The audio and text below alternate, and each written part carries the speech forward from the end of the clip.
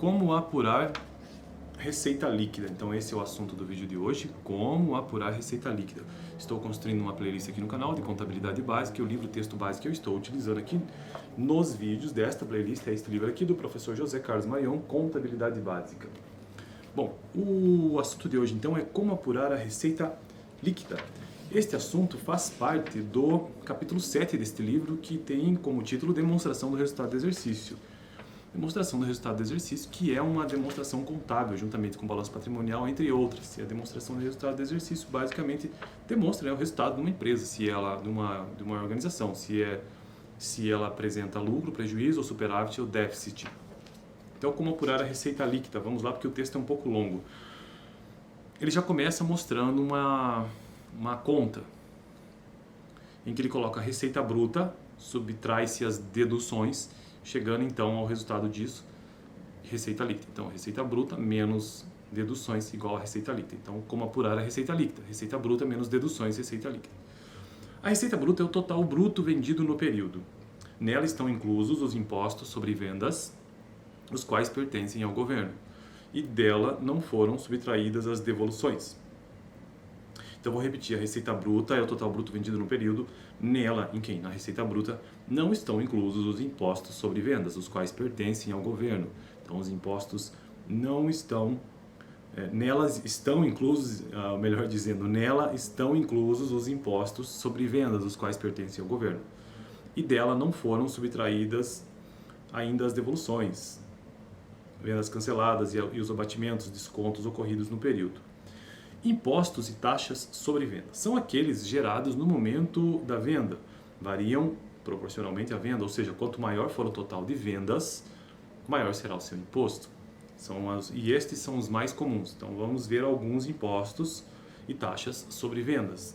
Primeiro deles, IPI, Imposto sobre Produtos Industrializados. No caso é um imposto federal, um tributo federal, de 0 a quase 400%, e aqui é uma informação que não sei se está atualizada, mas enfim, ele está apenas querendo demonstrar que pode variar, né? Esta alíquota de 0 a 400% se for um caso do cigarro, por exemplo. Segundo deles, então, o ICMS, né? Imposto sobre a circulação de mercadorias e serviços, que está na esfera estadual. Então, é um tributo que pertence à esfera estadual, ICMS, Imposto sobre circulação de mercadorias e serviços. No estado de São Paulo, varia de 18% a 25% na data deste livro aqui. Terceiro exemplo, então, de imposto e taxa sobre venda, ISS, que é um imposto sobre serviço de qualquer natureza, que está na esfera do governo municipal, na esfera municipal. Então, pertence ao governo municipal. O município de São Paulo, por exemplo, pode variar a alíquota de 0% a 10%. Quarto exemplo de imposto sobre as vendas, o PIS, Programa de Integração Social, taxa sobre o faturamento, que está na esfera federal, governo federal. E é de 0,65 na data deste livro. E o último exemplo que ele traz aqui é a COFINS, que é uma contribuição para a Seguridade Social. É uma contribuição, então, também da esfera federal, governo federal, de 7,5%, não cumulativo a partir da data deste livro aqui. Mas isso também já deve ter, esses percentuais, essas alíquotas já devem ser diferentes hoje em dia. Que é essa edição que eu tenho aqui do livro do Marion é de 2009, já é um pouco antiga. Pouco não, já é bastante antiga, mas este livro ele já tem versões recentes que estão atualizadas. Admita-se que a companhia balanceada indústria tenha emitido uma nota fiscal de venda cujo preço do produto seja de 10 mil dinheiros, mais 30% de IPI. Então vamos lá, acredita-se que a companhia balanceada indústria, ela é uma indústria, tenha emitido uma nota fiscal de venda cujo preço do produto seja de 10 mil mais 30% de IPI, R$3.000. O ICMS está incluso no preço do produto. A alíquota de ICMS pode variar de estado para estado, como varia mesmo, né? Então nós temos aqui um exemplo de uma nota fiscal. Tem o nome da companhia balanceada, tem o número, tem os endereços, a cidade, tem o preço do produto destacado na nota, que é de 10 mil dinheiros. Acrescenta-se a isto o IPI de 30%, ou seja, mais R$3.000, porque é uma indústria. Então, o preço total de R$13.000, ou 13 mil dinheiros. E aí também destacado, separado, você tem os 18% de alíquota em São Paulo de ICMS, que é multiplicado sobre esse 18% é calculado sobre a base de 10 mil o preço do produto, ou seja, não considera o IPI. Portanto, tem-se que o ICMS é de 1.800 dinheiros. Isso é o que está na nota fiscal. Agora, de que forma que isso vai para a DRE, ou seja, para a demonstração de resultado do exercício? Você tem a receita bruta de 13 mil, que é o que? O preço total, ou seja, o preço do produto acrescido do IPI. Então, a receita bruta foi essa, de 13 mil reais. As deduções feitas de que maneira? Deduções do IPI, menos o 3 mil reais.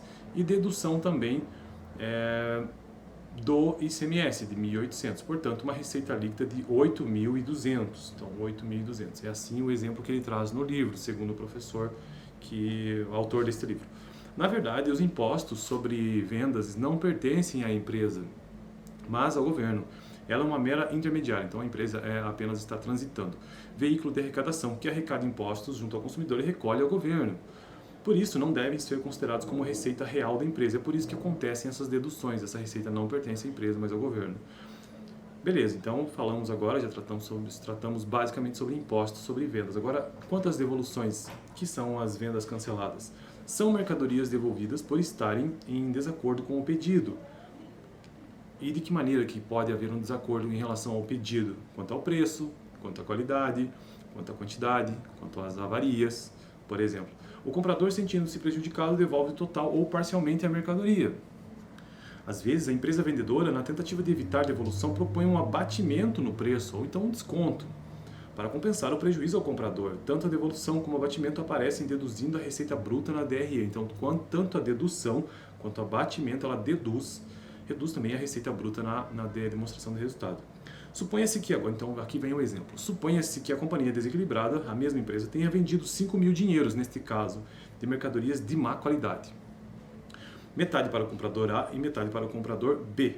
A empresa A devolveu 20% do lote e a empresa B aceitou a proposta da companhia desequilibrada de 10% de abatimento para evitar devolução. Então a empresa A devolveu 20% da compra, enquanto que a empresa B aceitou então o abatimento de 10%. Ele está nos informando que 50% do que foi vendido, 50% para a empresa A e 50% para a empresa B. Então 2.500 de vendas para cada uma das empresas. E aqui ele traz agora então um quadro resumindo essa situação. Ele coloca assim, na DRE fica da seguinte maneira: companhia desequilibrada, receita bruta de 5 mil dinheiros. Logo abaixo as deduções, que são de caráter dedutivo, como eu já expliquei em vídeos passados. E ali nessas deduções tem-se o quê? Devolução, uma linha, uma conta, devolução e também outra, abatimento. E de onde que vem esses valores? Então, existe um cálculo paralelo que é feito comercialmente, que você tem ali, então, a primeira empresa, a empresa A, que devolveu 20% do lote. Quanto que é 20% de 2.500 nesse cálculo, nessa devolução? 10%, 250, 20%, então 500 dinheiros foi o valor da devolução.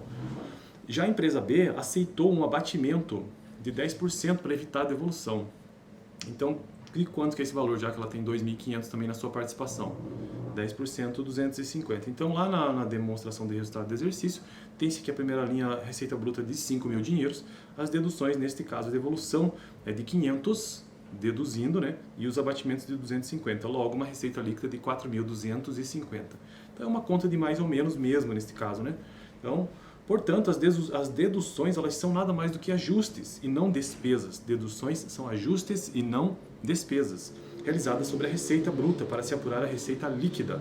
O que interessa para a empresa é efetivamente a receita líquida, ou seja, líquido mesmo, de tudo aquilo que não pertence de fato à empresa, sejam as devoluções, abatimentos ou os tributos sobre vendas, e que é o que sobra em termos de receita.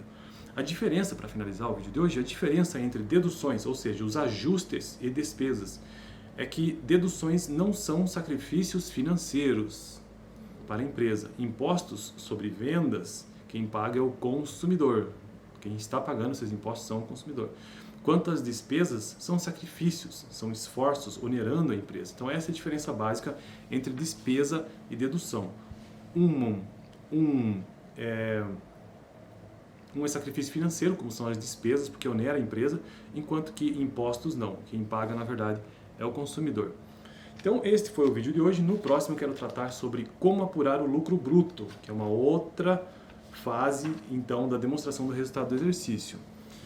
Este capítulo ele vai mostrar etapa por etapa de uma apuração, de uma demonstração, linha por linha da demonstração do resultado do exercício. E hoje, então, tratei sobre como apurar a receita líquida. E sempre lembrando que a demonstração de resultado do exercício é uma demonstração dedutiva e em sentido vertical, inclusive, neste sentido, partindo do maior valor e sendo feitas as deduções até que se chegue no menor valor. Fico por aqui e eu estou, então, só lembrando, construindo essa playlist, né, de contabilidade básica utilizando este livro do professor. Até semana que vem.